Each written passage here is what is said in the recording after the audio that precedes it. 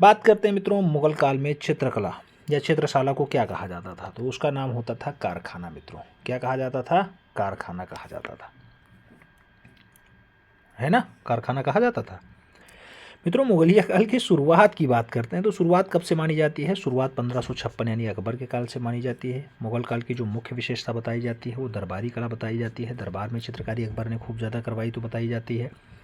मुगल काल में ईरान से क्या लिया गया है मित्रों? तो मुगल काल में जब आप देखेंगे तो ईरान से क्या लिया दिखाई देगा? ईरान से आपका रेखा, जो महीन रेखांकन पद्धति बताई गई थी कि मुगल काल की विशेषता है, वो कहाँ से लिया गया? ईरान से लिया गया था, ईरान से। महीन या बारीक रेखांकन भारतीय कला में कहाँ से आया था मित्रों? तो महीन या बारीक रेखांकन जो है वो ईरान से ही आया है भारतीय कला में, याद रखिएगा।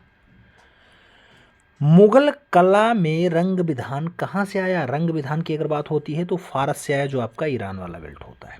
और आगे बात करते हैं, आगे कहा जा रहा है मित्रों मुगल कला में विषय क्या था, या मुगल कला में विषय कहाँ का था मित्रों? तो विषय जब आता है तो भारत देश अपना प्यारा आ जाता है, क्योंकि मुगलिया आप जानते हैं मुगलिया शैली में अकबर का नाम प्रमुखता से आता है, कई जगह हुमायूं का नाम भी लिया जाता है। मुगल काल में चित्रकार कौन सा चित्र बनाते थे मित्रों? आप देखेंगे तो रेखांकन किया करते थे, जिसमें वो जो है टिकाई कहते हैं, रंग भरते थे जिसे वो खुलाई या फिर गद्दकारी कहते हैं, और चित्रों की फिनिशिंग करते थे जिसे वो सच्ची टिपाई भी कहते हैं। तो मित्रों इस टाइप से 3 टाइप का काम मुगल काल में चित्रकार किया करते थे। एक तो रेखांकन करते थे, दूसरा रंग भरते थे, तीसरा वो फिनिशिंग करते थे। ठीक है, आगे बात करते हैं। आगे कहा जा रहा है मित्रों मुगल बादशाह चित्रकारी के लिए कागज कहाँ से मंगाते थे? मित्रों जो कागज आता था वो फारस देश से आता था। कहाँ से आता था? फारस से आता था। फारस वही जहाँ की मुगल रंग विधान बहुत अच्छी है। कागज को क्या कहते थे मित्रों? तो सियोल कोटी का कागज कहा जाता था। फारस वाले कागज को सियोल कोटी का कागज कहते थे, सियोल कोटी। ये कागज किस रंग का था मित्रों? तो भूरे रंग का प्रयोग होता था। सियोल कोटी वाला कागज जो फारस से आता था ये भूरे रंग का था। कलम क्या है मित्रों? कलम, कलम, कलम क्या होती है मित्रों? आप जानते हैं कलम जो है ये कला की भाषा में कलम को शैली कहते हैं, शैली। मुगलिया कलम, कई बार देखेंगे राजस्थानी कलम, मेवाड़ कलम, तो अलग अलग होती। ठीक है, तो ये शैलियाँ होती हैं। आगे कहा जाता है पोर्ट्रेट या व्यक्ति चित्र को मुगल काल में किस नाम से जाना गया मित्रों? तो इसी को सभी ही चित्र कहा गया, और सभी ही बनाने में बहुत सारे कलाकारों का नाम आता है। मुगलिया काल का सबसे बढ़िया सभी रचनाकार कौन है मित्रों? कमेंट बॉक्स में छापिएगा। जहांगीर के काल का बहुत अच्छा सभी रचनाकार है, आप जानते हैं। मुगल काल में कितने चश्म चेहरे का प्रयोग हुआ है मित्रों? जब चश्म चेहरे की बात आती है तो एक चश्म चेहरा प्रधानतया यहाँ आया है। ठीक है, और आगे बढ़ते हैं। आगे क्या आता है? आगे कहा गया भारतीय कला की रीढ़ की हड्डी किस कला को माना जाता है? तो भारतीय कला की रीढ़ की हड्डी जो है मुगल कला को कहा जाता है। चित्रों में नाम लिखने की प्रथा कब से चली? तो मुगलिया काल से चली, जो अकबर के समय से बताई जाती है। चित्रों में नाम लिखने की प्रथा कहाँ से आई? तो ये भी आपके ईरान की दिन बताई जाती है। और आगे बात करेंगे मित्रों तो और आगे आता है मुगल काल में एल्बम को क्या कहते थे? एल्बम का नाम क्या होता था? तो मुगलिया काल का एल्बम मुरक्का यानी चित्रधार कहलाता था। क्या? चित्राधार या चित्रधार या मुरक्का। तो मुगलिया काल का एल्बम जो है जहाँ फोटो को संग्रहित किया जाता है उसको मुरक्का या चित्राधार कहते थे। आगे बात करें तो मुगल काल में चित्रशाला देखने वाले को क्या कहा जाता था मित्रों? चित्रशाला देखेगा उसका नाम दरोगा होगा। मुगलिया काल में चित्रशाला को क्या कहते थे? कारखाना कहते थे। मुगल काल में खटाई, खटाई किसे कहा जाता था मित्रों? खटाई जो है कागज को कहा गया है, याद रखिएगा। खटाई कागज को कहा गया है, कागज को कहा गया, सियोल कोटी वाला कागज जो प्रयोग किया गया है भूरे रंग का, उसको खटाई भी कहा गया। मुगल शैली की चित्रण विधि किन नामों से जानी जाती है? तो टिपाई नाम से, गद्दकारी नाम से, खुलाई नाम से और घुटाई नाम से जानी जाती है। मुगल काल में खत परदाद किसके द्वारा दिखाया जाता है? तो खत और परदाद ये दोनों किसके द्वारा? रेखाओं के द्वारा ही दर्शाया जाता है। आगे बात करेंगे, अगला पॉइंट्स आता है मित्रों। अगला पॉइंट्स आपसे कह रहा है कि बिंदु परदाद किसके द्वारा दिया जाता है? बिंदु परदाद की बात होती है तो बिंदुओं के द्वारा दिया जाता है। जबकि मुगल काल में चित्रों की पृष्ठभूमि कैसी थी? तो पृष्ठभूमि मित्रों हल्के रंग की थी। कैसी थी? हल्के रंग की थी। बात करें आगे तो खुलाई यानी अंतिम रेखांकन, अंतिम रेखांकन किस रंग से किया जाता है? तो ये काले रंग से किया जाता है। कैसे किया जाता है? काले रंग से किया जाता है। आगे बात करेंगे मुगल शैली में रंग किससे बनाए जाते थे? तो रंग मित्रों फूलों से बनाए गए हैं, पत्तियों से बनाए गए हैं और खनिजों से भी रंग बना करके मुगलिया शैली में प्रयोग किए गए हैं।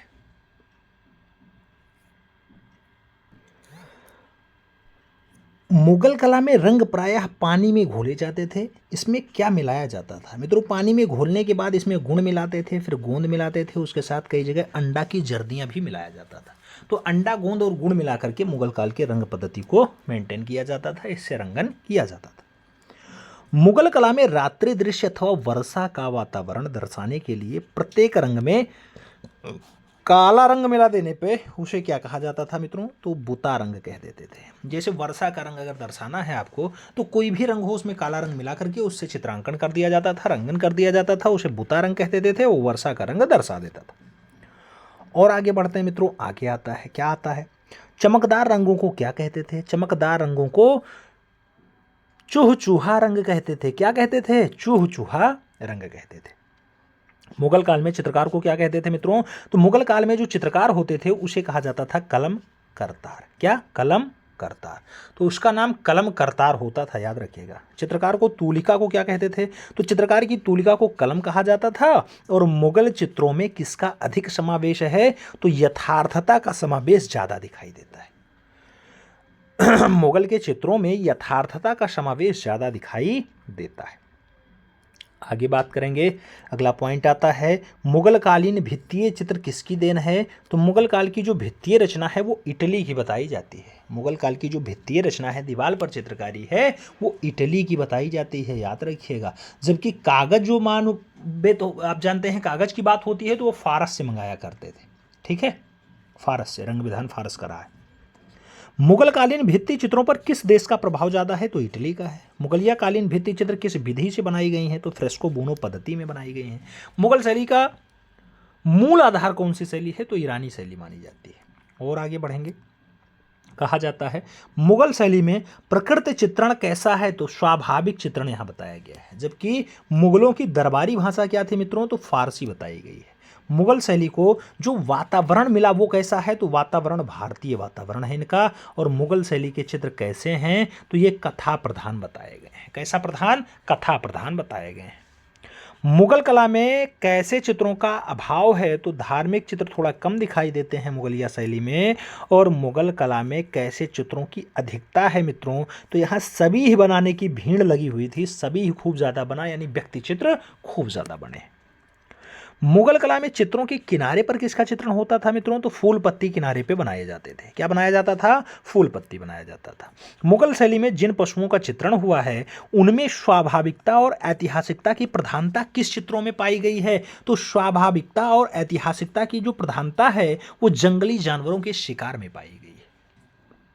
और आगे बात करेंगे, कहा जा रहा है, क्या कहा जा रहा है? मुगल कला में बादशाहों ने चित्र अधिकतर किस समय में बनाए? तो जन्मोत्सव का चित्र खूब ज्यादा बादशाह के बना है।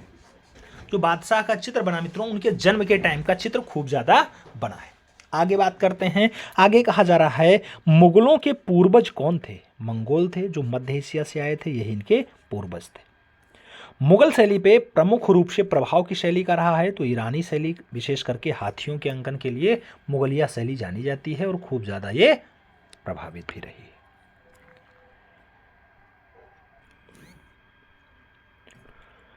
मित्रों, मुगल शैली का पैतृक ग्रह कौन सा था आपसे पूछा गया। तो मुगल शैली का जो पैतृक ग्रह है, यानी पुराना वाला घर है, वो ईरान है, याद रखिएगा, ईरान। और ईरानी शैली की विशेषता क्या रही है? तो आकृतियां खूब ज्यादा यहाँ बनाई गई हैं। ईरानी फारसी मुगल कला का आदि स्रोत या फिर जन्म स्थान कहाँ का था मित्रों? तो जन्म स्थान इसका समरकंद वाला है और हिरात वाला। तो समरकंद और हिरात जो है वो ईरानी और मुगलिया का जन्म स्थान बताया जाता है। ईरानी यानी हिराती शैली। तो हिरात शैली का सबसे उत्तम चित्रकार कौन है मित्रों? तो हिरात शैली का सबसे बढ़िया चित्रकार पूर्व का रेफेल है, जिसे नाम दिया जाता है बेहजाद। तो बेहजाद बनता है। बेहजाद किस वंश का था मित्रों? तो ये तैमूर वंश का रहा है। बेहजाद जो है ये तैमूर वंश का था। बेहजाद किस शासन का दरबारी चित्रकार था? तो सुल्तान हुसैन शाह बेगरा मिर्जा का जो है दरबारी चित्रकार रहा। उसके बाद ये बाबर के साथ भारत आया, बाबर के काल का चितेरा बना।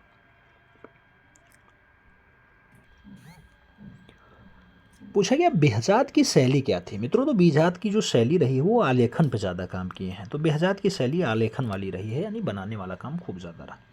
बेहजाद कैसे चेहरे बनाने में निपुण था मित्रों? तो दाढ़ी युक्त चेहरा खूब बढ़िया बनाता था, लेकिन दाढ़ी रहित चेहरा बनाने में थोड़ी सी इसे दुविधा थी, ठीक है। ईरानी शैली में कितने चश्म चेहरे की अधिकता पाई गई है? तो पार्श्व यानी 1.5 चश्म चेहरे की प्रधानता बताई गई। ईरानी चित्रों के रंग किस प्रकार के हैं? तो चटकीले व सपाट रंगों का प्रयोग यहाँ पे हुआ है। और ईरानी चित्रों में नारी चित्रण पर कहाँ का प्रभाव था? तो मित्रों, ईरानी चित्रों में नारी चित्रण पे जो प्रभाव रहा वो अपने प्यारे भारत देश का रहा, भारत देश का। ईरानी चित्रों में स्त्री की कोमलता को या स्त्री की कोमलता की उपमा किससे की गई है?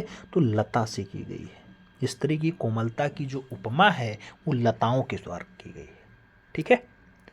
ईरानी चित्रों में पुरुषों की उपमा किससे की गई है मित्रों? तो सरों से की गई है और वृक्षों से की गई है। तो सर और वृक्ष जो है ईरानी शैली में पुरुषों की उपमा है, याद रखिएगा। ईरानी चित्रों का क्या प्रधान है मित्रों? तो रेखा प्रधान है। ईरानी शैली में प्रकृति चित्रण किस पे हुआ है? तो जो ईरानी शैली में प्रकृति चित्रण हुआ है वो किस पे हुआ है? पृष्ठभूमि पर हुआ है। किस पे हुआ है? पृष्ठभूमि पर हुआ है। मुगल काल में महिला चित्रकार कौन थी? तो नादिरा बानो थी, रुकैया बानो थी और साइफा बानो थी। नादिरा बानो, रुकैया बानो और साइफा बानो इसकी महिला चित्रें रही हैं। ये जो है जहांगीर के काल की रही। ये तीनों चित्रकार किसके चित्र बनाते थे मित्रों? तो हरम की बेगमों के चित्र बनाया करते थे। हरम की बेगम। आगे बात करते हैं, हरम का अर्थ क्या होता है? रानियों का निवास स्थान। तो मित्रों, हरम का चित्र बनाया करते थे साइफा बानो, नादिरा बानो, रुकैया बानो। ये रानियों के निवास स्थान हुआ करते थे हरम।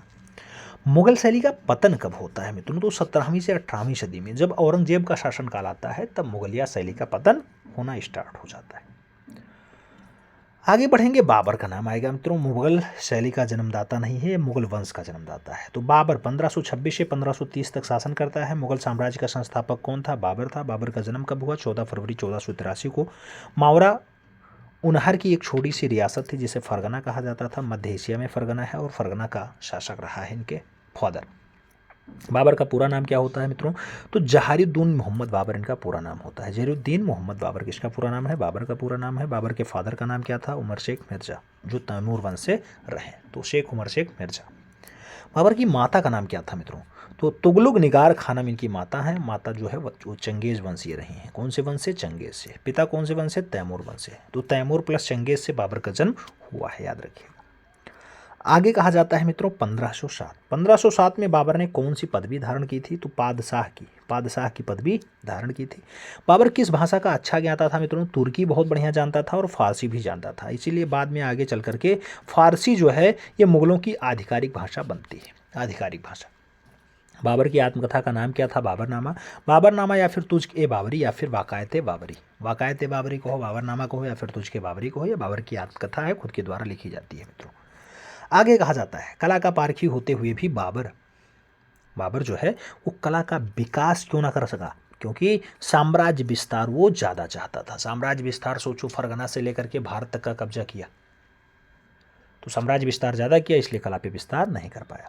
शाह मुजफ्फर किस में चर्चा की गई है मित्रों? शाह मुजफ्फर की किस में चर्चा हुई है? बाबरनामा में चर्चा हुई। यानी बाबर के काल का चितेरा कौन होगा? शाह मुजफ्फर होगा। शाह मुजफ्फर किस तरह के चित्र बनाने के लिए जाना जाता था? तो व्यक्ति चित्र बहुत बढ़िया बनाता था।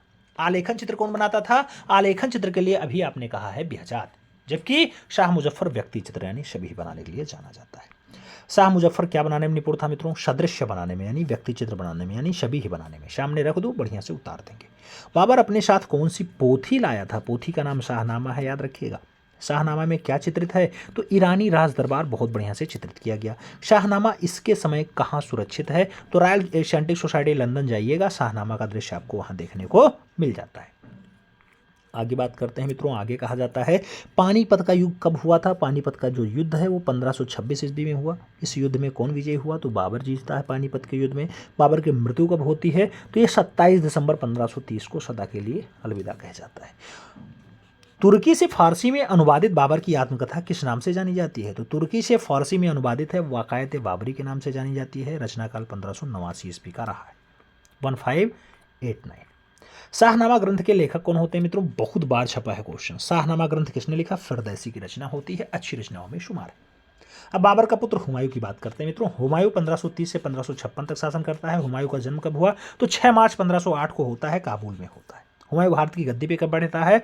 तो 29 दिसंबर 1530 को गद्दी पे बैठ जाता है। कब बैठता है? 29 दिसंबर 1530 को। कौन सा बादशाह जो युद्ध में जाते समय अपने पास सचित्र पोथी रखता था मित्रों, युद्ध में जाते समय भी सचित्र पोथियां रखता था, वो ऐसा राजा हुमायूं ही था।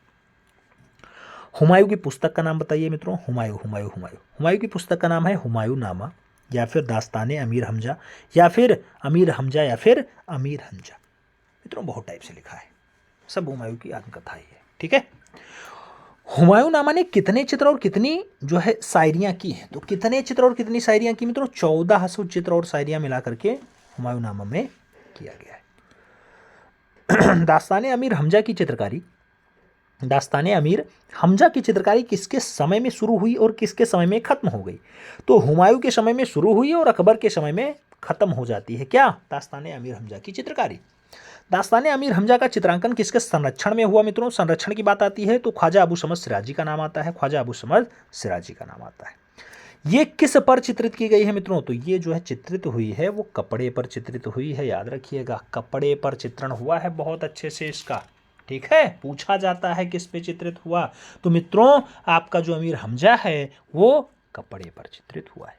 हुमायूं नामा के लेखक का नाम क्या था? गुलबदन बेगम थी। सुंदर पक्षियों के चित्र सबसे पहले किस मुगल बादशाह ने बनवाए? तो सुंदर पक्षियों को सबसे पहले जो है हुमायूं के द्वारा बनवाया गया। आगे बात करते हैं मीर सैयद अली जुदाई, जुदाई और ख्वाजा अबू समद सिराजी की मुलाकात हुमायूं से कहाँ पे हुई? तो काबुल से लौटते वक्त तबरेज नामक स्थान पे ये लोग किससे मिलते हैं? मीर सैयद अली और ख्वाजा अबू समद सिराजी किससे मिल जाते हैं? अकबर के फादर से मिलते हैं, यानी हुमायूं से मिल जाते हैं। हुमायूं तथा अकबर ने चित्रकारी की शिक्षा किससे ली? तो ख्वाजा अबू समद सिराजी ने जो है इन्हें कलक शिक्षा दी है। हुमायूं की मृत्यु कब होती है? तो 26 जनवरी 1556 को हुमायूं की मृत्यु हो जाती है मित्रों। अकबर का काल आ जाएगा, जैसे हुमायूं का जो है टाइम पीरियड खत्म होगा, अकबर का काल स्टार्ट हो जाएगा। 1556 से 1605 तक अकबर का काल रहा है। मुगल कला का जन्मदाता मित्रों देख लो आ गया, मुगल कला का जन्मदाता अकबर।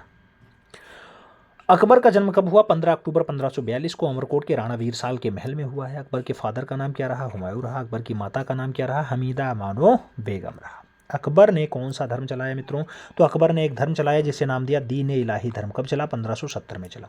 अकबर कितने वर्ष की उम्र में गद्दी पर बैठा मित्रों? तो 13 वर्ष की उम्र में ये गद्दी पर बैठ जाता है। अकबर कला का जो है अकबर कला का आरंभ किसके समय में माना जाता है? तो अकबर कला का समय जो है वो 1556 से स्टार्ट होता है, 1556 से। मुगल कला क्या कहा गया मित्रों? मुगल कला में ईरानी प्रभाव किसके समय दिखा? तो ईरानी प्रभाव जो दिखाई देगा वो अकबर के समय में, अकबर के समय में मुगलिया शैली आ जाएगी। तो इससे पहले के समय में यानी अकबर के समय तक ही दिखाई दिया। उसके बाद जहांगीर का काल तो चित्रकला का स्वर्ण काल हो जाता है, उसके काल में खुद के प्रभाव सब आ जाते हैं मित्रों। आगे कहा जाता है अकबर के समय में किस धर्म के चित्रकार अधिक थे? तो हिंदू धर्म के चित्रकार अकबर के काल में ज्यादा रहे। अकबर के समय कितने प्रसिद्ध हिंदू चित्रकार थे? 13। कितने? 13। आगे बात करेंगे मित्रों। आगे कहा जाता है अकबर के दरबार में कितने रत्न थे? तो अकबर के दरबार में कितने रत्न? 9 रत्न थे। कितने? 9 रत्न। 9 रत्नों के नाम क्या थे?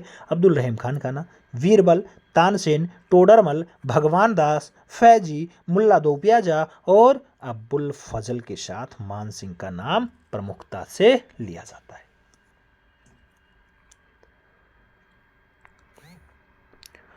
अकबर ने कौन सा ऐसा कार्य किया जो अभी तक प्रचलित था? तो वो प्रति सप्ताह प्रदर्शनी लगवाई।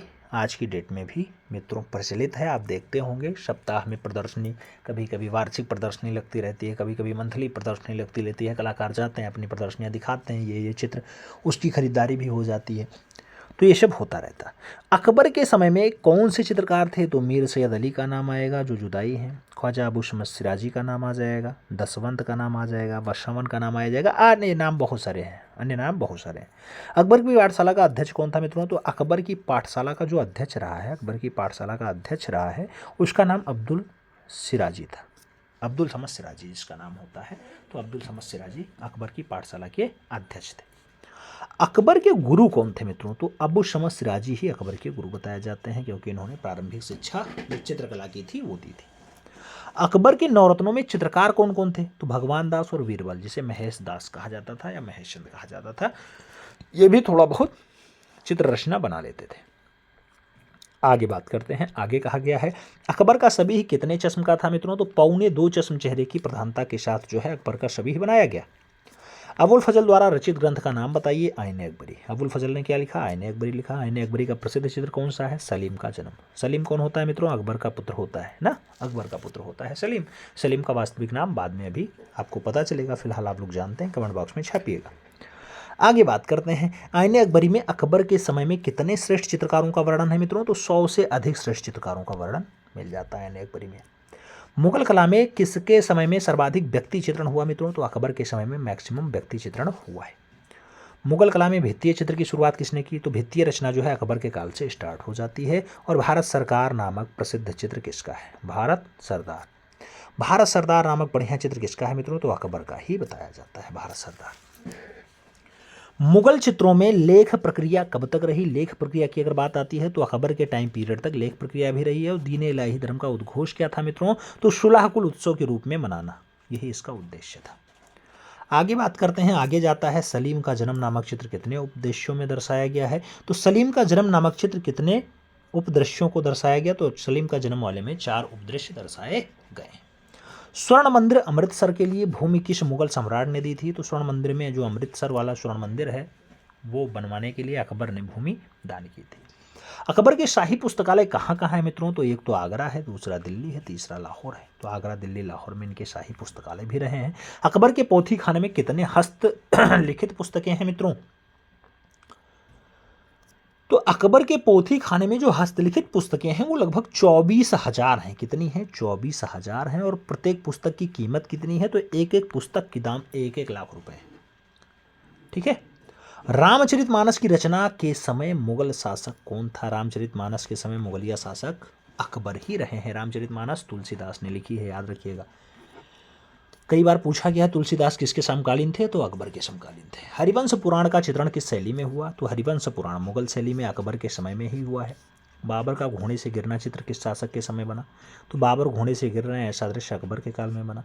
किस शासक के चित्रों में संयोजन में भीड़ अधिक थी? मित्रों चित्र संयोजनों में ज़्यादा भीड़ रही, तो अकबर के शासनकाल में चित्र संयोजन में थोड़ी भीड़ ज़्यादा रही।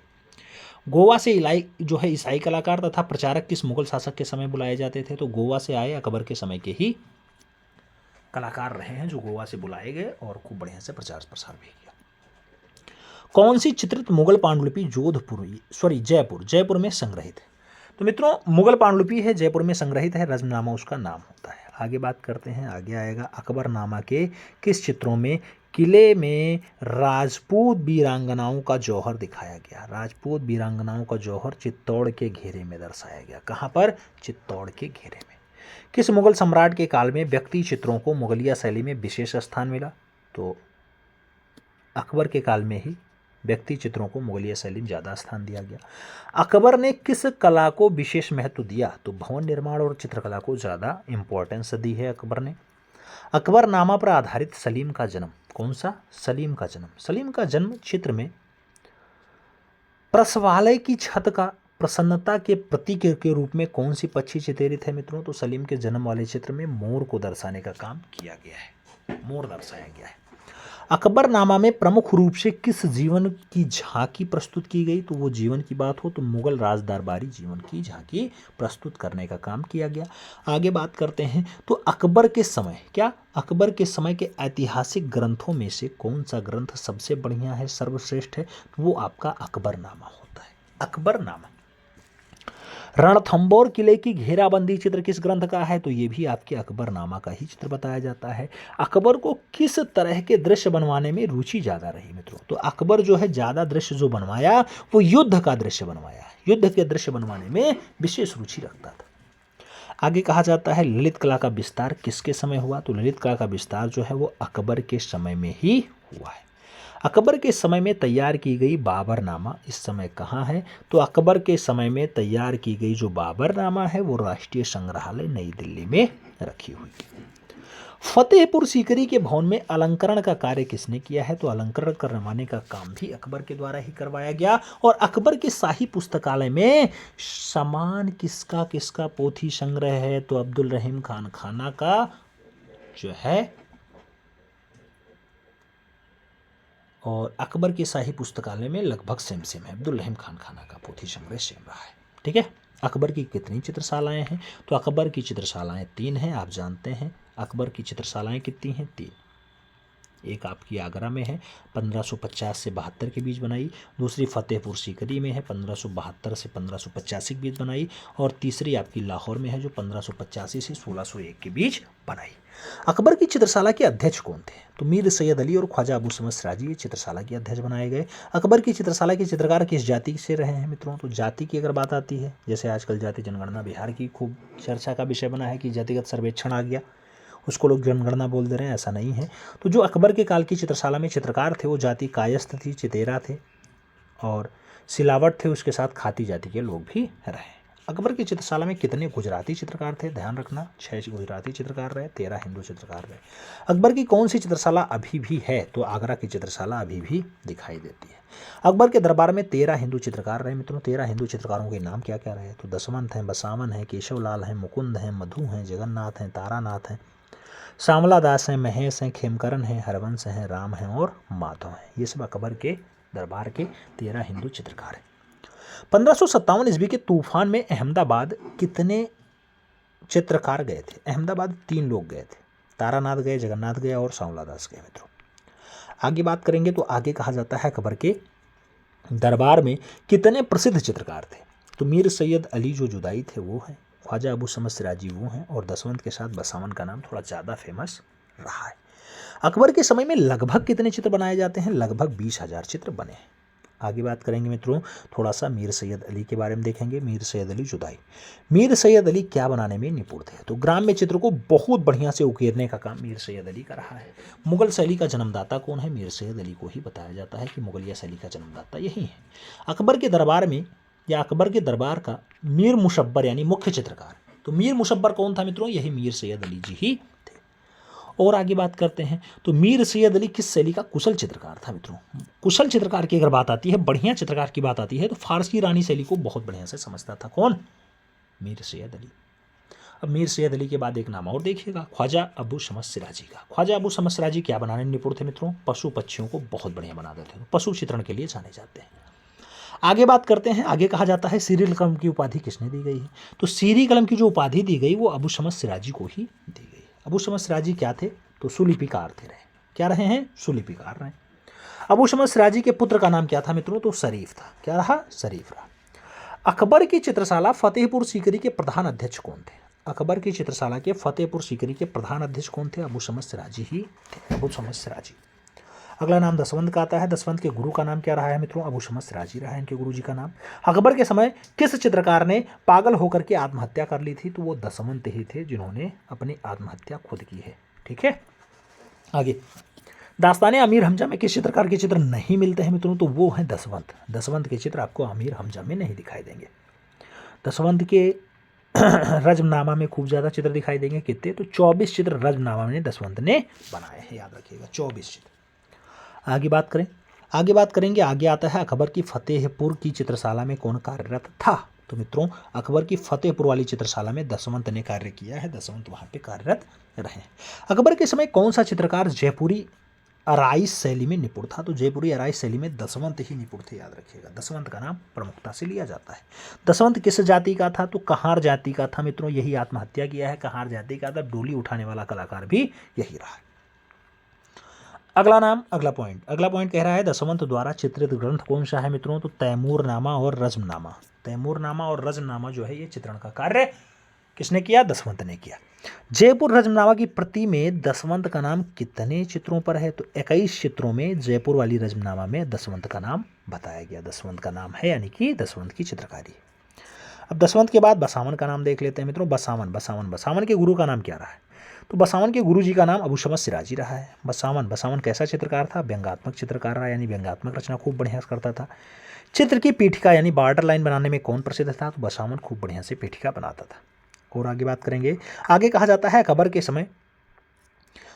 के समय आगे की ओर झुकी आकृतियां कौन बनाता था? तो आगे की ओर झुकी आकृतियां बसावन ही बनाता था।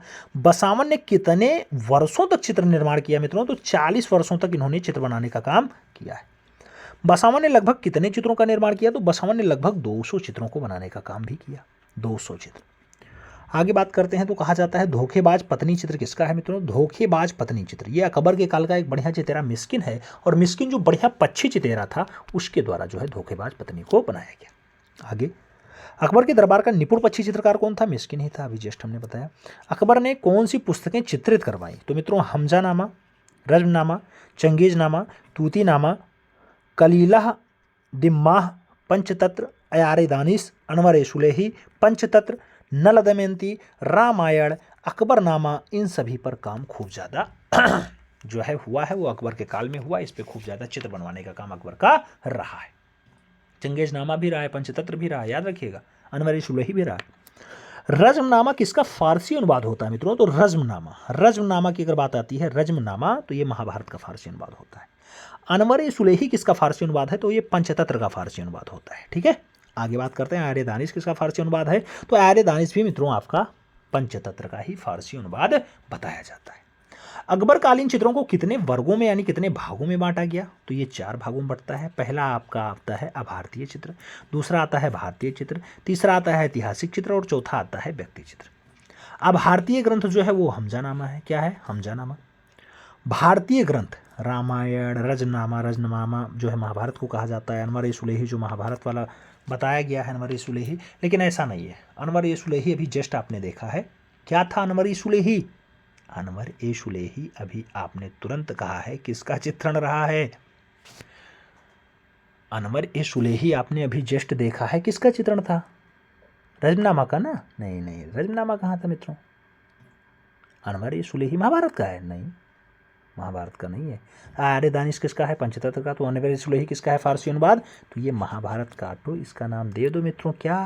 पंचतंत्र, विष्णु शर्मा वाली पंचतंत्र। ठीक है। ऐतिहासिक ग्रंथ शाहनामा, बाबरनामा, तूरीनामा, तैमूरनामा और तारीख अल्फी, ये सब जो है ऐतिहासिक ग्रंथ हैं अकबर के काल के। दास्तान अमीर हमजा की बात होती है, हमजानामा में क्या चलते थे मित्रों? दास्तान अमीर हमजा यानी हमजानामा में बादशाह, अमीर और किस्से कहानियाँ खूब ज़्यादा दर्शाए गए। मुगल कला की कौन सी चित्रावली उद्गम ग्रंथ बताई जाती है? वो हमजानामा ही होती है। हमजानामा की लंबाई चौड़ाई क्या है? तो 68 गुणे 32 सेंटीमीटर। सूती कपड़े बढ़िया बनाई गई है। हमजानामा का चित्र किस पे किया गया है मित्रों? तो सूती कपड़े पे हुआ है। हमजानामा में कहाँ का प्रभाव परिलक्षित होता है? तो फारस का प्रभाव खूब ज़्यादा दिखाई देता है। हमजानामा के चित्र किस शैली का प्रभाव है? कश्मीर की शैली खूब ज़्यादा हावी बताई जाती है। हमजानामा के चित्र में किस जानवर का चित्रण भारतीय हुआ है? खूब ज़्यादा हाथी का चित्रण हमजानामा में हुआ है। हमजानामा में स्त्री चित्रण में किस देश का प्रभाव दिखाई देता है? तो भारत देश का स्त्री खूब ज़्यादा दर्शाने का काम किया गया है हमजानामा में। हमजानामा के चित्रों के संयोजन पर कहाँ का प्रभाव ज़्यादा दिखाई देता है? तो अजंता शैली खूब ज़्यादा हावी रही है। अकबर द्वारा रचित ग्रंथ कौन सा है मित्रों? तो अमीर हमजा ही है। अमीर हमजा किसने लिखा? अकबर ने लिखा। अमीर हमजा में कितनी कहानियां हैं? 360 कहानियां हैं। अमीर हमजा कितने खंडों में विभाजित है? 12 खंडों में विभाजित है। तूतीनामा ग्रंथ का विषय क्या है? तोते का प्रेम प्रलाप है मित्रों। तूतीनामा में कितने चित्र हैं? 103 चित्रों का उल्लेख है। अनवर सुलेही कितने चित्र भारत कला भवन वाराणसी में रखे हैं? तो अनवर सुलेही के 27 चित्र, जिस पर 17 नहीं 16 चित्रकारों के नाम है मित्रों, वो भारत कला भवन वाराणसी में रखे हुए हैं। अयारे दानिश किस विषय पर आधारित है? तो पशु पक्षियों के किस्से कहानियों पर आधारित है अयारे दानिश। कलीला दम्माह किसका फारसी अनुवाद है मित्रों? बताइए। कलीला दम्माह किसका फारसी अनुवाद है? महाभारत का।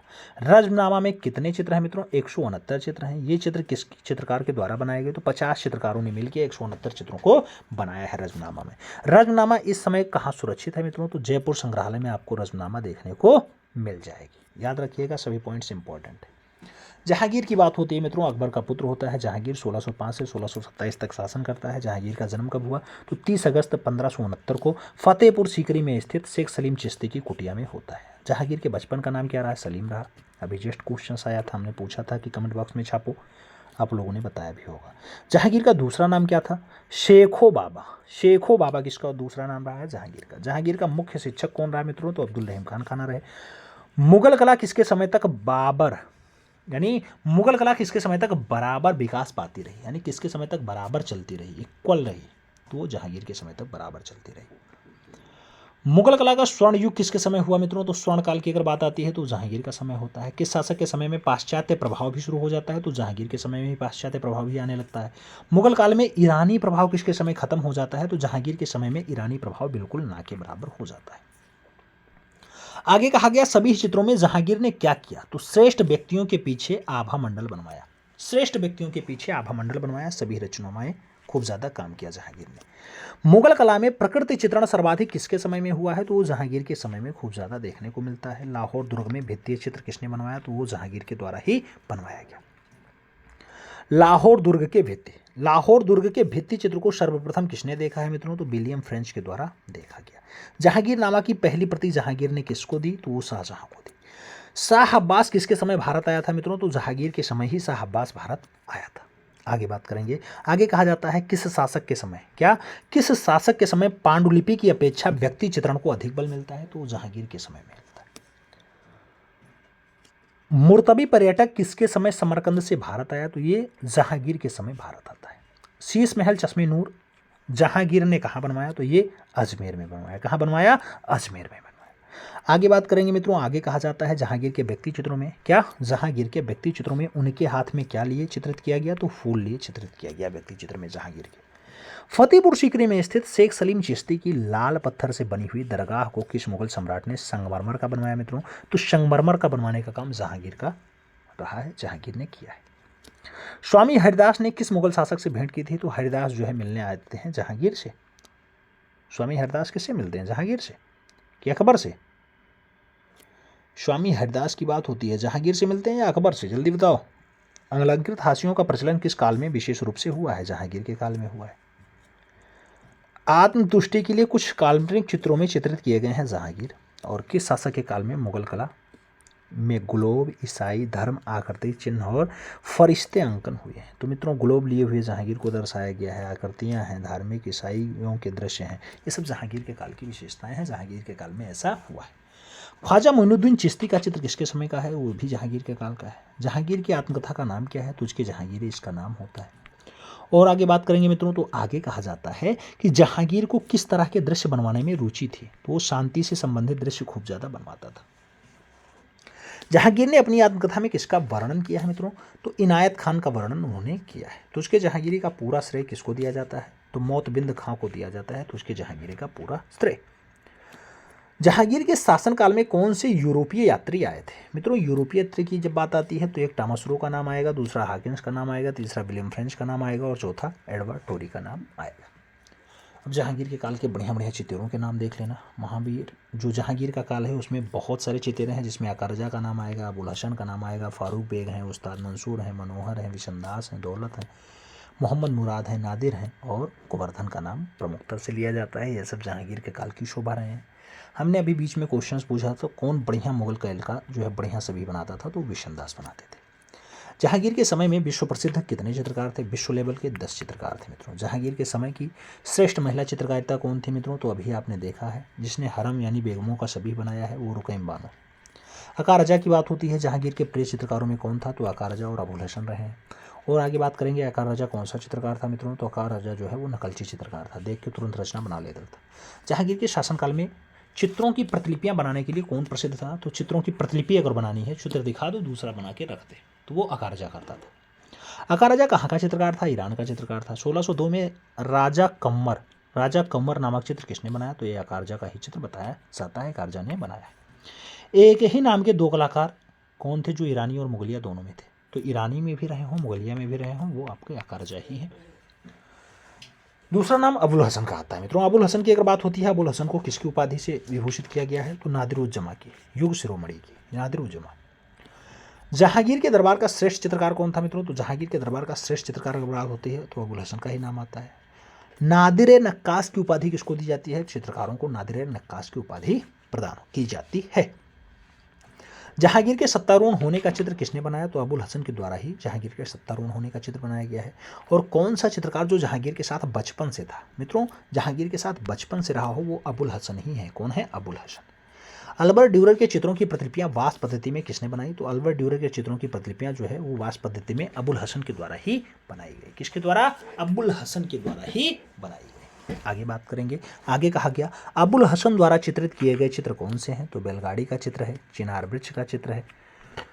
ये दोनों चित्र अबुल हसन के द्वारा बनाए गए। वही गिलहरियों में जो दृश्य आता है, चिनार वृक्ष पे संग गिलहरियाँ हैं, चिनार वृक्ष पे हैं, अबुल हसन ने ही बनाया है संग गिलहरियों को। ठीक है। उस्ताद मंसूर ने भी चित्रित किया है ऐसी रचनाएं जिसमें असंख्य लहरियाँ हैं। युवा शाहजहाँ का चित्र हो गया, शाह अब्बास से भी भेंट करते हुए जहांगीर का दर्शाया गया चित्र आपके द्वारा ही बनाया गया है मित्रों। तो ये नाम अबुल हसन के साथ जुड़ता है जो जहांगीर के काल के बढ़िया चितेरे होते हैं। किस चित्रकार ने जहांगीरनामा की प्रति का मुख्य पृष्ठ बनाया? जहांगीरनामा की प्रति जो है उसका मेन चित्र जो अबुल हसन के द्वारा ही बनाया जाता है। अब अबुल हसन के बाद एक महत्वपूर्ण नाम मंसूर का देखेंगे। उस्ताद मंसूर जो जहांगीर के काल का बहुत अच्छा चितेरा रहा है, पशु पक्षी चितेरा बनाने के लिए जाना जाता है उस्ताद मंसूर। उस्ताद मंसूर की किसकी उपाधि से विभूषित किया गया है? तो नादिर और असर, नादिर और असर यानी युग का आश्चर्य। तो ऐसा जो उपमा दिया गया है वो मंसूर को दिया गया। जहांगीर ने किस चित्रकार को सैकड़ों पुष्प रचना करने के लिए दिया था? तो मित्रों सैकड़ों पुष्प यानी 100 से ज़्यादा पुष्पों का चित्रण मंसूर ने ही किया है, जहांगीर ने दिया था उसे। नादिर और असर की उपाधि किन चित्रकार को दी गई मित्रों? तो 5 चित्रकारों को नादिर और असर की उपाधि दी जाती है। उस्ताद मंसूर द्वारा चित्रित किए गए कौन से चित्र हैं? जिसमें टर्की मुर्गा आता है, बाज पक्षी आता है, साइबेरिया का बिरला सारस आ जाता है, बंगाल का अनोखा पुष्प आ जाता है, नरगिस आ जाती हैं, कश्मीर घाटी के पुष्प आ जाते हैं, जेब्रा आ जाते हैं, मोरनी आ जाती हैं, नीलगाय आ जाती हैं। ये सब रचनाएं जो है उस्ताद मंसूर के द्वारा ही बनाई गई हैं। जहांगीर के काल की बढ़िया रचनाएं बताई जाती हैं। आगे बात करेंगे मित्रों, आगे क्या आता है? आगे कहा जा रहा है बाज पक्षी के चित्र में आंखों में क्या दिखाया गया है? तो मित्रों आंखों में आतंक दिखाया गया बाज पक्षी के चित्रों में। बाज पक्षी का चित्र इस समय कहाँ पे है? तो कलकत्ता संग्रहालय में है। मोरनी और नीलगाय का चित्र इस समय कहाँ पे है? तो मेट्रोपोलियन संग्रहालय न्यूयॉर्क में रखा हुआ है मोरनी और नीलगाय वाला चित्र। उस्ताद मंसूर मिस्किन और मनोहर कैसे चित्र बनाते थे मित्रों? तो उस्ताद मंसूर हों, मिस्किन हो और मनोहर हों, ये तीनों जो है पक्षी रचना के लिए निपुण कलाकार रहे। अगला नाम हम लोग मनोहर का देखेंगे। मनोहर जहांगीर के सत्तासीन होने के चित्र को किसने बनाया? मनोहर के द्वारा ही। जहांगीर सत्तासीन है यानी सिंहासन पर बैठे हैं, ऐसा दृश्य मनोहर ने बनाया। जहांगीर के साथ कौन सा चित्रकार कला की शिक्षा प्राप्त कर रहा था? तो मनोहर ही कर रहे थे। मनोहर के पिता का नाम क्या था? वशावन था। मनोहर ने अपना आत्मचित्र कब बनाया? तो 1581 में अपना आत्मचित्र बनाया है इन्होंने। ठीक है, आगे बात करते हैं। आगे कहा जाता है एक ही नाम के 2 चित्रकार कौन थे जो मुगल और राजस्थानी दोनों में रहे हैं? तो मुगलियम भी रहे हैं, राजस्थानी भी रहे हैं, वो नाम मनोहर ही है। मनोहर, केशव, बालचंद, गोवर्धन की कला में क्या समानता रही है? तो ये आत्मचित्रों की समानता बहुत बढ़िया से दर्शाते हैं। मनोहर के बाद हम लोग बिशनदास का नाम देखेंगे। जहांगीर के दरबार में मुगल शैली का प्रसिद्ध चित्रकार कौन है? तो मुगलिया शैली का बढ़िया चित्रकार जो है वो बिशनदास रहा है। जहांगीर के समय में प्रसिद्ध व्यक्ति चित्र बनाने वाला चित्रकार कौन है? तो वो भी बिशनदास ही हैं। बिशनदास और किस नाम से जाना जाता है? तो बनवारी दास के नाम से भी बिशनदास का नाम आ जाता है। बनवारी दास यानी बिशनदास। ठीक है, बनवारी दास यानी बिशनदास। जहांगीर ने किस चित्रकार को ईरान के शाह अब्बास का छवि बनाने के लिए ईरान भेजा था मित्रों? तो बिशनदास को ही जहांगीर ने ईरान के शाह का चित्र बनाने के लिए भेजा था। नूरजहां का छवि तथा शेख फूल सूफी चंद, किसका? नूरजहां का छवि हो, शेख फूल सूफी चंद का चित्र हो, ये किसने बनाया? तो बिशनदास के द्वारा ही बनाया जाता है। शेख फूल सूफी चंद का चित्र किस संग्रहालय में रखा है? तो ये भारत कला भवन वाराणसी में रखा हुआ है। और बिशनदास क्या बनाने में निपुण था मित्रों? तो छवि यानी व्यक्ति चित्र बनाने में बढ़िया रहा, पोर्ट्रेट बनाने में निपुण रहा। अगला नाम मोहम्मद नादिर का आएगा जो जहांगीर के काल की शोभा रहे हैं। नादिर मोहम्मद नादिर किस रूप में प्रसिद्ध है मित्रों? तो पेड़ पौधे बहुत बढ़िया बनाते थे, पुष्प चित्रण के लिए खूब ख्याति लब्ध रहे हैं मोहम्मद नादिर। नरगिस का पुष्प किसने चित्रित किया? नरगिस का चित्र जो है मोहम्मद नादिर ने ही चित्रित किया। नरगिस का पुष्प इस समय कहाँ पे है? तो Prince of wealth museum Mumbai में रखा हुआ है। केशव ने अपना आत्मचित्र कब बनाया मित्रों? तो केशव ने अपना जो आत्मचित्र बनाया वो 1547-48 के आसपास बनाया है। तो ये नाम आप अभी तक जो है वो जहांगीर के काल का जुड़ा रहा है। जहांगीर के बाद उसका पुत्र आएगा शाहजहां। शाहजहां का काल हम लोग देखेंगे। शाहजहां का जन्म कब हुआ सबसे पहले देखना है। तो शाहजहां का जन्म जो है 5 जनवरी 1592 को लाहौर में हुआ। शाहजहां का विवाह किसके साथ हुआ? तो 1612 में आसफा खां की पुत्री अंजुमन बानो बेगम के साथ हुआ, जो बाद में मुमताज़ महल के नाम से फेमस हो जाती हैं। शाहजहां की मुमताज़ महल से उत्पन्न 14 संतानों में से कितनी संतानें जीवित हैं? तो 7, जिसमें से 4 पुत्र हैं और 3 पुत्रियां हैं। ठीक है, शाहजहां के 14 पुत्र, एक यानी मुमताज महल से ही 14 पुत्र थे। पुत्रों के नाम क्या है मित्रों? तो दारा शिकोह बहुत कला प्रेमी और बहुत धार्मिक प्रवृत्ति का व्यक्ति था। दूसरा औरंगजेब कट्टर मुसलमान था। और शाह शुजा के साथ मुराद बख्श। इन तीनों को काट देता है, इन तीनों को मार देता है। कौन? आपके औरंगजेब मार देते हैं, तब गद्दी पे बैठते हैं। पुत्रियों के नाम में क्या आता है? जहांआरा आता है, रोशन आरा आता है और गौहन आरा आता है। मित्रों ये तीनों नाम जो है ये दारा शिकोह की सिस्टर्स का नाम है जो शाहजहां की पुत्रियां। शाहजहाँ की मृत्यु कब होती है? तो 1666 में आगरा में इनकी मृत्यु होती है। शाहजहाँ को कहाँ दफनाया गया? ताजमहल में उनकी पत्नी की कब्र के निकट ही दफनाया गया। स्थापत्य कला का स्वर्णकाल किसका है? तो मुगलिया काल में स्थापत्य कला का स्वर्णकाल शाहजहाँ के समय को ही कहा जाता है। स्याह कलम की शुरुआत किसके समय हुई? तो स्याह कलम की शुरुआत भी शाहजहाँ के समय में मानी जाती है। आगे बात करते हैं, कहा गया मुगल काल में सर्वाधिक विलासितापूर्ण चित्र किसने काल में बना? तो सर्वाधिक विलासितापूर्ण चित्र जो है वो शाहजहाँ के काल में ही बना है। शाहजहाँ कालीन श्रेष्ठ चित्रित ग्रंथ कौन सा है मित्रों? तो पादशाहनामा सबसे बढ़िया ग्रंथ बताया जाता है। पादशाहनामा की रचना कब होती है? तो 1656-57 में होती है। और सुंदर श्रृंगार नामक ग्रंथ के रचयिता कौन है? तो सुंदर श्रृंगार नामक जो ग्रंथ लिखा जाता है वो किसके द्वारा लिखा जाता है? जगन्नाथ के द्वारा। सही जवाब देना। जगन्नाथ लिखता है क्या?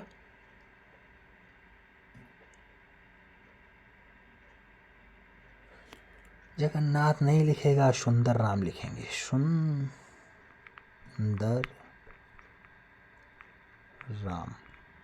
सुंदर राम लिखेंगे मित्रों। सुंदर श्रृंगार ग्रंथ जो लिखा जाता है वो सुंदर राम के द्वारा लिखा जाता है। रस गंगाधर नामक ग्रंथ के रचयिता कौन है? वो जगन्नाथ जी हैं। कौन है? जगन्नाथ जी हैं। आगे बात करते हैं, शाहजहाँ के समय किन लोगों ने कार्य किया था? तो चिंतामणि काम करते हैं, देवदत्त काम करते हैं और जगन्नाथ काम करते हैं। और आगे बढ़ेंगे और आगे नाम आएगा घने अंधकारपूर्ण वातावरण का। घने अंधकारपूर्ण वातावरण में तेज प्रकाश युक्त आकृतियाँ मुगल शैली में कब बनी? तो ये शाहजहाँ के काल से बननी स्टार्ट हो जाती हैं। किस बूढ़े मुगल शासक को ग्लोब पर खड़ा करके दर्शाया गया? तो ये शाहजहाँ को ग्लोब पे दर्शाया गया है। ग्लोब पे खड़े हुए हैं शाहजहाँ। पादशाहनामा के रचयिता कौन है मित्रों? तो पादशाहनामा को लिखने का काम अब्दुल हामिद लाहौरी का रहा है। पादशाहनामा का सचित्र प्रति किसने तैयार करवाई? तो शाहजहाँ के द्वारा ही तैयार करवाई गई। शाहजहाँ की किस कला में अत्यधिक रुचि थी? तो भवन निर्माण और वास्तुकला में शाहजहाँ ज़्यादा रुचि रखता था। और आगे बात होगी तो आगे कहा जाता है शाहजहाँ द्वारा निर्मित वास्तुकला का श्रेष्ठ उदाहरण कौन सा है? तो ताजमहल ही बताया जाता है। ताजमहल का नक्शा किसने बनवाया था? तो ईसा खां के द्वारा जो है ताजमहल का नक्शा बनाया गया। कौन सी इमारत वर्गाकार में है? तो वर्गाकार में ताजमहल ही आपकी दिखाई देती है। ताजमहल का निर्माण कब हुआ? तो 1632 से 1653 के बीच ताजमहल का निर्माण हुआ है। आगे बात करेंगे, शाहजहाँ ने दिल्ली के लाल किले की नींव कब रखी? तो 1639 में रखी। लाल किले कितने समय में बनकर तैयार हुआ? तो 9 वर्ष और 3 माह में लाल किला बना। 9 वर्ष और 3 माह में। लाल किला के निर्माण में कितने रुपए खर्च हुए थे? तो उस टाइम 60 लाख रुपए खर्च हो गए थे। उस टाइम 60 लाख रुपए खर्च हुए थे लाल किला बनवाने में। तख्ते ताउस की बात होती है। तख्ते ताउस जो मयूर सिंहासन है कहाँ रखा हुआ है? तो दिल्ली के लाल किले के दीवाने आम में रखा हुआ है। शाहजहाँ काल में कौन कौन से प्रेम प्रसंगों से संबंधित चित्रों को चित्रित किया गया? तो मित्रों, खुसरूर शिरीन को दर्शाया गया, लैला मजनू को दर्शाया गया, रूपमती और बाज बहादुर को दर्शाने का काम किया गया। तो ऐसे विषयों पे खूब ज़्यादा चित्र बने। मुगल सुंदरी या यवन सुंदरी का चित्र किसके समय बना? तो मुगल सुंदरी या यवन सुंदरी का जो चित्र है वो शाहजहाँ के समय में मीर हासिम ने बनाया है मित्रों। किसने बनाया है? मीर हासिम ने बनाया है। आगे कहा जाता है क्या किसके समय में यवन सुंदरियों के चित्रों की अधिकता है? तो शाहजहाँ के समय में यवन सुंदरियों के चित्रों की अधिकता है। शाहजहाँ के समय में कौन कौन से चित्रकार थे? तो फ़कीरुल्लाह खान थे, विचित्र थे, चितमन थे, मीर हासिम थे, मोहम्मद मुराद थे, होनहार थे, अनूप चित्तर थे और बालचंद्र थे। ये सब जो कलाकार हैं ये शाहजहाँ के काल के अच्छे चितेरे बताए जाते हैं। आगे बात किया जाता है, आगे कहा जाता है नाइट हेरोइन और दो बखत का चित्र किसने बनाया मित्रों? तो नाइट हेरोइन हो या फिर दो बातक हो, ये दोनों रचनाएं होनहार के द्वारा बनाई जाती हैं। मुगल काल में किस बादशाह को एल्बम रखने का शौक था मित्रों? तो वो आपका दारा शिकोह को था। दारा शिकोह जो औरंगजेब का भाई होता है और जो है शाहजहाँ का प्रिय पुत्र होता है। दारा शिकोह के समय में प्रसिद्ध चित्रकार कौन था? तो होनहार हुआ करता था। शादी का बेश्ता और गुलिस्ता चित्र किसके समय का रहा है? तो मित्रों, गुलिस्ता चित्र हो या फिर शादी का बेश्ता हो, ये शाहजहाँ के समय का बढ़िया चित्र बताया जाता है। शाहजहाँ के समय का चित्र पवित्र गोष्ठी इस समय कहाँ पे है? तो बाबू सीताराम संग्रहालय वाराणसी में रखा हुआ है। आगे बात करेंगे, आगे क्या कहा जाता है, उपनिषद तथा भगवत गीता का फारसी में अनुवाद किसने करवाया था? उपनिषद और भगवत गीता का फारसी में अनुवाद दारा शिकोह के द्वारा ही करवाया जाता है। दारा शिकोह के समय मोरक्का यानी एल्बम कितने चित्र थे? 40 चित्रों का एल्बम जो है इनका रहा है। ये चित्र इस समय कहाँ पे हैं? इंडियन ऑफिस लाइब्रेरी में आपको देखने को मिल जाएंगे दारा शिकोह वाले चित्र। बाजारू चित्र किसके समय बनना शुरू होता है मित्रों? तो बाजारू चित्र किसके समय बनना शुरू होता है? शाह आलम द्वितीय के समय में बाजारू चित्र दिखने शुरू हो जाते हैं। और शाहजहाँ के समय में प्रधान चित्रकार कौन था? तो शाहजहाँ के समय में प्रधान चित्रकार फ़कीरुल्लाह खान जी थे। कौन थे? फ़कीरुल्लाह खान। मीर हासिम क्या बनाने में कुशल था? तो मीर हासिम जो है वो व्यक्ति चित्र बनाने में कुशल रहा है। आगरे की जामा मस्जिद का निर्माण किसने किया था मित्रों? तो आगरे की जामा मस्जिद का निर्माण शाहजहां की पुत्री जहांआरा ने किया था। किसने किया? जहांआरा ने। आगे शाहजहां का जनाजा कहाँ सुरक्षित है मित्रों? तो जयपुर के संग्रहालय में शाहजहां का जनाजा भी सुरक्षित है। अब ये शाहजहां के बाद थोड़ा सा नाम हम लोग कट्टर मुसलमान शासक औरंगजेब के बारे में देख लेते हैं। औरंगजेब की अगर बात होती है तो 1658 से 1707 तक शासनकाल होता है। औरंगजेब का जन्म कब हुआ? तो 3 नवंबर 1618 को उज्जैन के निकट दोह नामक स्थान पे हुआ था इनका जन्म। किस सम्राट के युवा से वृद्धावस्था का चित्र मिल जाता है? तो कौन सा सम्राट है मित्रों जो युवा से लेकर के और वृद्धावस्था यानी अपनी जवानी के चित्र भी रखता है और बुढ़ापा का चित्र भी रखता है? तो वो चित्र जो है औरंगजेब के ही देखने को मिल जाते हैं। शाहजहां के चौथे पुत्र औरंगजेब को और किस नाम से जाना जाता है? तो आलमगीर नाम भी औरंगजेब का ही रहा। आलमगीर और औरंगजेब सेम नाम है। मुगलिया चित्रकला का पतन किस शासक के समय में हुआ? तो पतन जो है वो औरंगजेब के समय में हुआ। किस शासक ने कला में इस्लाम धर्म के चित्र बनवाने वर्जित हो गए थे? तो औरंगजेब के काल में जो है इस्लाम पर चित्र बनाना वर्जित हो गया था। आगे कहा गया बंदी शासकों के चित्र किस मुगल शासक की आज्ञा से बनाए जाते थे? बंदी शासकों के जो चित्र बनाए जाते थे वो औरंगजेब जब आज्ञा देता था तभी बनाए जाते थे। जजिया कर किसके समय में फिर से चालू हो गया मित्रों? तो जजिया जो है वो औरंगजेब के समय में दोबारा चालू होता है। बीजापुर का घेरा किसके समय चित्रित किया गया था? तो ये 1686 ईस्वी में औरंगजेब के समय में चित्रित किया गया था। तो मित्रों ये था आपका मुगलिया चित्रकला का एक सुपर फास्ट रिवीजन क्लास। हमें उम्मीद है समझ में आया होगा। और जो ये क्लास है मित्रों ये आपकी एक पुस्तक है। आप जानते हैं उस पुस्तक को खूब ज़्यादा तो नहीं कहा जा सकता लेकिन हाँ प्यार मिला है काफ़ी, तो उनसे चित्रित है। अभी उसको हम फ्रंट पेज पे लगा दे रहे हैं, आप आराम से देख लेना। और उनसे जुड़ा हुआ ये मुगलिया शैली का दृश्य है। हालांकि उसमें कुछ गलतियां भी थी जिन्हें सुधारने का प्रयास किया गया। हो सकता है एक आध गलती और निकल आए, कोई बड़ी बात नहीं है। थोड़ा जल्दबाजी में क्लास हो रही थी तो इसलिए हमें भी उम्मीद है हो सकता है एक आध गलती और निकल आए, तो गलती के लिए क्षमा करिएगा। मिलते हैं सुन में, तब तक के लिए दिल से सल्यूट। जय हिंद।